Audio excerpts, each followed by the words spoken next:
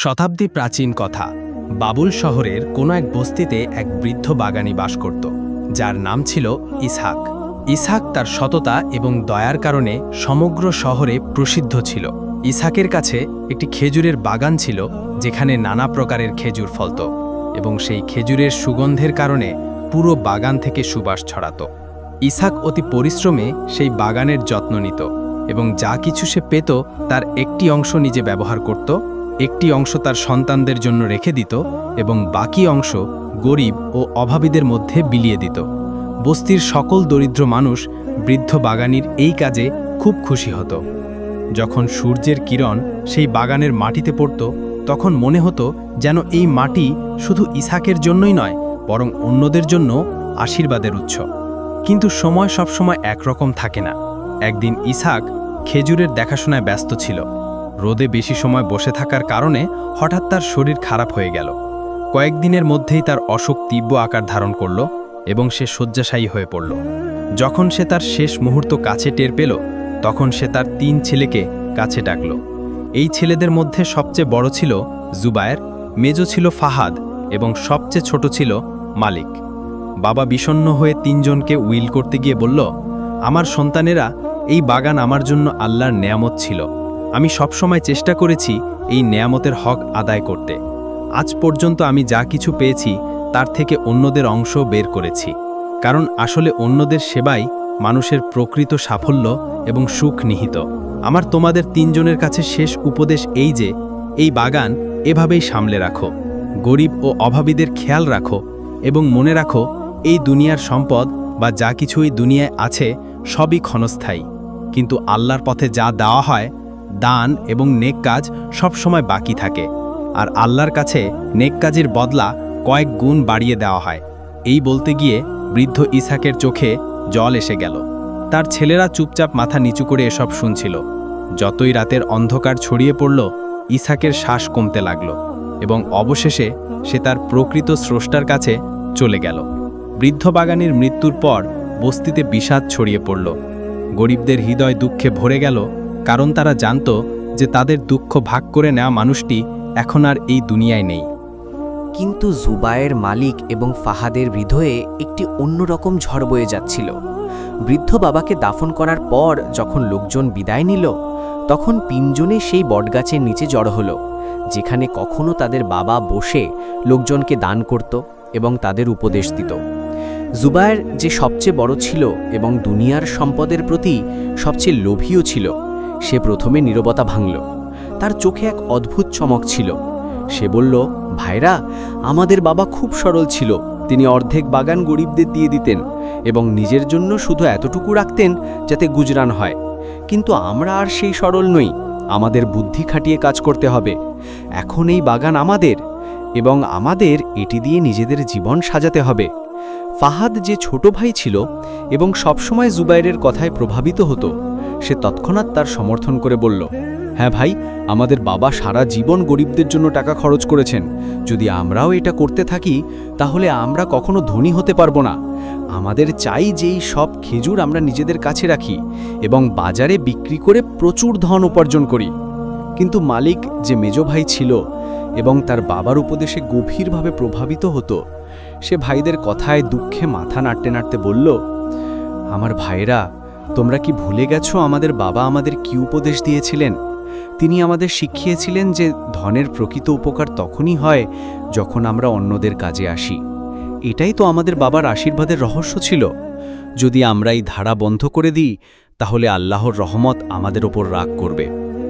জুবায়ের মালিকের কথায় ঠাট্টা করে হাসতে হাসতে বলল, মালিক, তুমি এখনো বাবার গল্পের মধ্যে আটকে আছো। এই দুনিয়া এখন বদলে গেছে।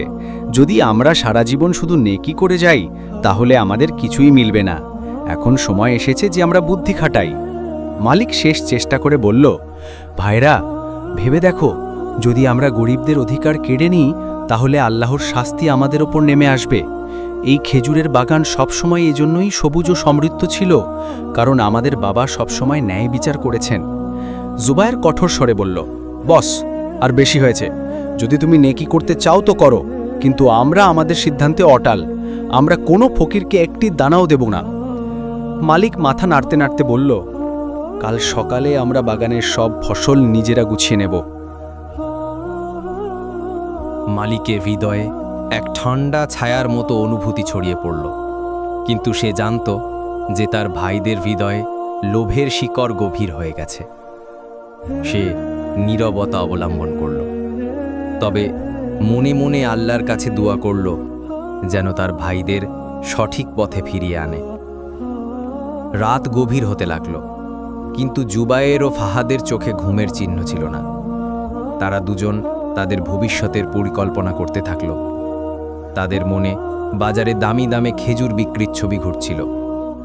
এখন তারা নিজেদের ধনী ব্যবসায়ী হিসেবে দেখছিল। জুবায়ের ফাহাদকে বলল, কথা হলো কাল সকালে সূর্য ওঠার আগেই আমরা বাগানে যাব এবং নিঃশব্দে সব খেজুর তুলে ঝুড়িতে ভরব, এবং কোনো গরিব বা অভাবীকে এই ব্যাপারে কানে কানে খবর পেতে দেব না।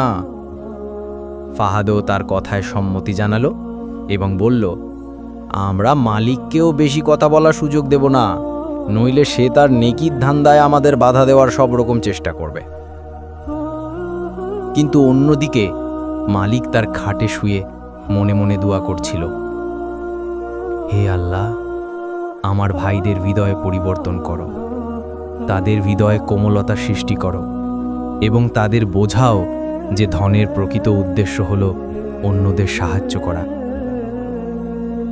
এই দোয়া করতে করতে মালিক খুব বেশি বিচলিত হচ্ছিল, কিন্তু সে জানত না যে সকালের আলোয় এক নতুন পরীক্ষা তার জন্য অপেক্ষা করছে। সকাল হওয়ার আগেই জুবায়ের এবং ফাহাদ উঠে পড়ল। তারা বাগানের দিকে রওনা হলো। অন্ধকারে লুকিয়ে লুকিয়ে তারা বাগানে প্রবেশ করল এবং তাড়াতাড়ি খেজুর তুলতে শুরু করল। তাদের মুখে বিজয়ের হাসি ছিল, যেন তারা কোনো বড় যুদ্ধ জিততে চলেছে।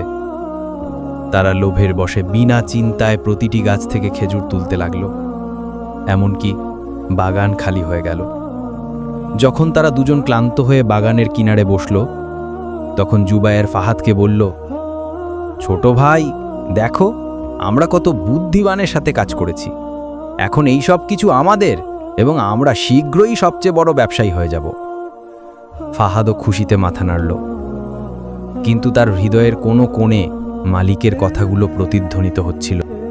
যখন মালিক বাগানে পৌঁছল, তখন সে দেখল তার ভাইয়েরা ক্লান্ত হয়ে বসে আছে এবং সব গাছ খালি হয়ে গেছে। মালিক বলল, ভাইয়েরা, তোমরা এটা কি করলে? তোমরা কি কখনো ভেবেছ যে এই সব কিছু আল্লাহর নেয়ামত?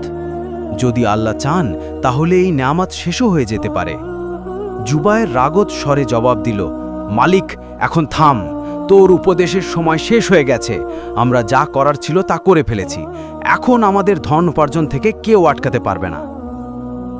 মালিক গভীর নিঃশ্বাস ফেলে বলল, দেখো, যদি আল্লাহর নেয়ামত না থাকে তাহলে তোমাদের এই ধন কোনো কাজে আসবে না। জুবায়ের এবং ফাহাদ মালিকের কথাকে মজা করে উড়িয়ে দিল এবং খেজুরে ভরা থলে নিয়ে বাড়ি ফিরে এলো।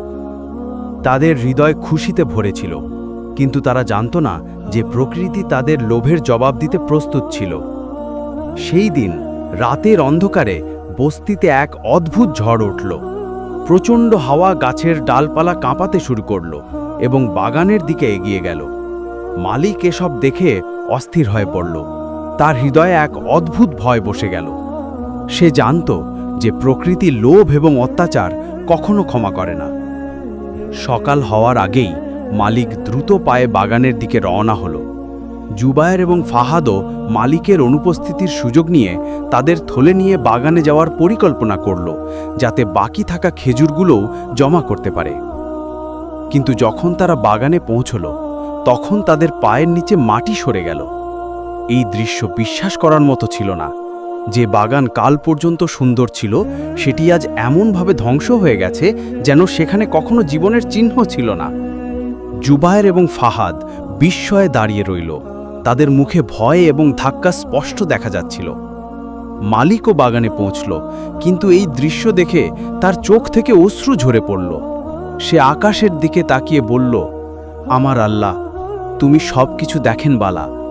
তুমি আমাদের একটি শিক্ষা দিয়েছ যে তোমার দেওয়া রিজিক অন্যদের সাথে ভাগ করে নেওয়া জরুরি। জুবাইর রাগে মালিকের দিকে তাকিয়ে বলল, এসব তোর অশুভ কথার কারণে হয়েছে। তুই বারবার আমাদের ভয় দেখাতিস যে প্রকৃতির প্রতিশোধ আসবে, এবং দেখ এখন সব কিছু ধ্বংস হয়ে গেল।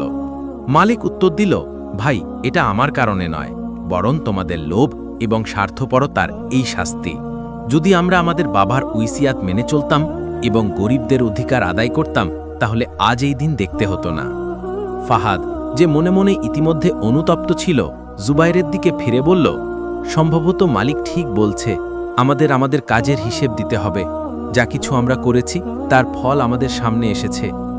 জুবায়ের রাগে পা মাটিতে ঠুকে বলল, আমি এই কথায় বিশ্বাস করি না, আমি আমার ভাগ্য নিজে বদলাবো। কিন্তু তার কথায় সেই উৎসাহ ছিল না যা কাল পর্যন্ত ছিল। জুবায়ের এবং ফাহাদ এখন বাড়ি ফিরে এলো, কিন্তু তাদের হৃদয়ে একটি ভার ছিল। এখন তাদের কাছে বাগান ছিল না, খেজুর ছিল না এবং ধনের কোনো আশাও ছিল না। তাদের অহংকারের প্রাসাদ এক ঝড়ে ধসে গেছে। বস্তিতে এই খবর জঙ্গলের আগুনের মতো ছড়িয়ে পড়ল। লোকজন অবাক হল যে এত বড় বাগান হঠাৎ কিভাবে ধ্বংস হয়ে গেল। সবাই বলছিল যে এটি প্রকৃতির প্রতিশোধ তাদের জন্য, যারা অন্যদের অধিকার কেড়ে ধনে জমায়। জুবায়ের এবং ফাহাদ এখন গ্রামের লোকদের সামনে লজ্জিত হয়ে গেল। তাদের অহংকার মাটিতে মিশে গেছে। মালিক, যে সবসময় তার বাবার উইসিয়ত মেনে চলত, মনে মনে দুঃখ পাচ্ছিল, কিন্তু তার হৃদয়ে আশা ছিল যে হয়তো এই ঘটনা থেকে তার ভাইদের হৃদয় নরম হবে এবং তারা তাদের ভুল স্বীকার করবে। জুবায়ের এবং ফাহাদ বাগানের ধ্বংসের পর তাদের বাড়িতে চুপচাপ বসে রইল। কারোর সাথে কথা বলল না, না কারোর সাথে চোখ মেলালো। তাদের হৃদয়ে লজ্জার আগুন জ্বলছিল। জুবায়েরের মুখে রাগ, যেখানে ফাহাদের চোখে হতাশা এবং লজ্জা স্পষ্ট ঝলক ছিল। কয়েকদিন কেটে গেল, কিন্তু জুবায়েরের অহংকার ভাঙার নাম নিচ্ছিল না। সে সবসময় এই ভাবত যে আবার কিভাবে ধন অর্জন করা যায়। এই ব্যাপারে সে অনেক চেষ্টা করল, কিন্তু প্রতিটি চেষ্টা ব্যর্থ হয়ে যায়। এরই মধ্যে গ্রামের একজন বুজুর্গ, যিনি তাদের বাবার ঘনিষ্ঠ বন্ধু ছিলেন, তিনি তাদের বাড়িতে এলো। তিনি দুই ভাইকে সামনে বসিয়ে নরম স্বরে বলল, ভাইয়েরা, তোমাদের বাবা অতি সৎ মানুষ ছিলেন। তার হৃদয়ে সবসময় গরিবদের জন্য ধড়কত। তিনি যা কিছু উপার্জন করতেন তার একটি অংশ অবশ্যই প্রয়োজনীয়দের মধ্যে ভাগ করে দিতেন। আল্লাহ তার এই উদারতা এবং খোলা হৃদয়ের বদলে তাকে সুখী রাখতেন। বুজুর্গ তাদের বললেন, তোমরা বারবার দেওয়া উপদেশকে উপেক্ষা করেছ এবং আজ তার ফল তোমাদের সামনে। ফাহাদের চোখ থেকে অশ্রু ঝরতে লাগল। সে কাঁদতে কাঁদতে বলল, আমার ভুল হয়ে গেছে, বুজুর্গ ঠিক বলছেন। কিন্তু আমাদের বোধেনি। এখন আমরা বুঝতে পেরেছি যে বাবার উপদেশ কত শক্তিশালী ছিল। আমরা তার পথ থেকে বিচ্যুত হয়ে শুধু নিজেদের লাভের কথা ভেবেছি, এবং দেখো এখন সবকিছু শেষ হয়ে গেছে। জুবায়ের রাগে বলল, এসব আমাদের জন্য শুধু একটি সংযোগ। যদি আমরা আবার পরিশ্রম করি তাহলে সবকিছু ফিরে পাওয়া যাবে। এটা বলা যে গরিবদের দেওয়া আমাদের ক্ষতির কারণ হয়েছে, এটা সত্য নয়। জুবায়েরের কথা শুনে মালিক বলতে লাগলো, রিজিক শুধু মাটি থেকে, ফলাফল থেকে পাওয়া যায় না, বরং হৃদয়ের মাটি নরম করে অন্যদের দুঃখে শরিক হওয়া থেকেও রিজিক পাওয়া যায়। যদি আমরা আল্লাহর দেওয়া রিজিক শুধু নিজেদের জন্য রেখে দেব, তাহলে তার থেকে বরকত শেষ হয়ে যাবে। এই কথাগুলো ফাহাদের হৃদয়ে গভীর প্রভাব ফেলল। সে মালিকের দিকে তাকিয়ে, যে নীরবে এসব শুনছিল, বলতে লাগলো, ভাই, তুমি বিলকুল ঠিক বলছো। আমাদের বাবার পথে চলা উচিত ছিল। আমি তওবা করছি এবং প্রতিশ্রুতি দিচ্ছি যে এখন থেকে আল্লাহর দেওয়া রিজিককে অন্যদের সাথে ভাগ করে নেব। মালিক তার ভাইয়ের মাথায় হাত রেখে বলল, আল্লাহ খুব দয়ালু। যদি নিয়ত সত্য হয় তাহলে আল্লাহ প্রত্যেক ভুল মাফ করে দেন। জুবাইর এসব শুনে নীরব রইল, কিন্তু তার হৃদয়ে এক অদ্ভুত অনুভূতি জন্ম নিয়েছিল। রাতে যখন সবাই ঘুমিয়ে পড়ল, তখন সে তার বিছানায় শুয়ে অস্থিরভাবে পাশ ফিরছিল। বিবেকের ডাক তাকে ঘুমাতে দিচ্ছিল না। তাকে তার বাবার উপদেশের কথা মনে পড়ছিল। সেই মুহূর্তগুলো মনে পড়ছিল যখন তার বাবা গরিবদের মধ্যে খেজুর বিলিয়ে দিত এবং তাদের মুখে খুশি দেখে মুচকি হাসত। জুবাইর প্রতি মুহূর্তে সেই স্মৃতিতে হারিয়েছিল। এমনকি সকালের আজানের সময় জুবাইর তার বিছানা থেকে উঠে মালিকের ঘরে গিয়ে বলল, মালিক, আমি ভুল করেছি। আমি আমার বাবার উপদেশকে উপেক্ষা করেছি, আমার বিবেকের ডাককে দমিয়ে রেখেছি এবং আল্লাহর রহমতকে শুধু নিজের জন্য রাখতে চেয়েছি। আমি খুব লজ্জিত। মালিক জুবাইরকে জড়িয়ে ধরল এবং বলল, ভাই, আল্লাহ সবাইকে মাফ করেন। যদি তুমি মন থেকে তওবা করো এবং তোমার কাজ সংশোধন করো, তাহলে আবার আল্লাহর রহমতে পুরস্কৃত হবে। সেই দিন থেকে এই ভাইয়েরা তাদের বাবার পথে চলার সিদ্ধান্ত নিল। তারা আবার মাটিতে পরিশ্রম করল, কিন্তু এবার তাদের নিয়ত ছিল সৎ।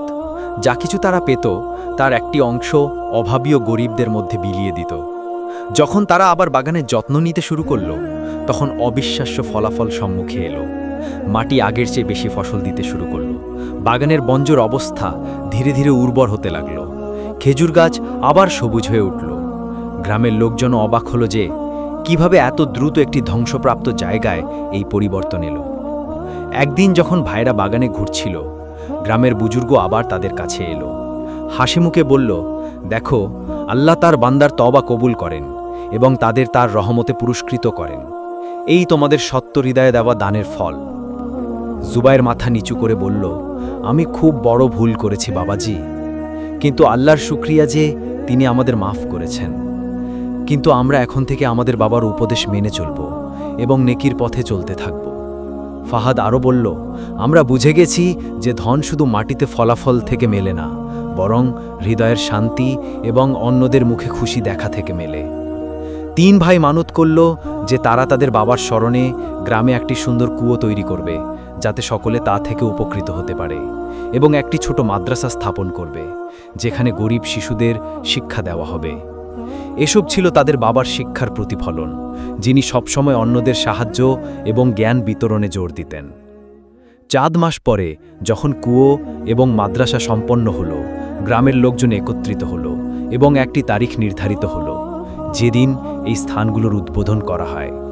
সেই দিন শুধু ভাইয়েরা তাদের বাবার আত্মাকে খুশি করল না, বরং গ্রামের লোকদের হৃদয়েও তাদের জায়গা করে নিল।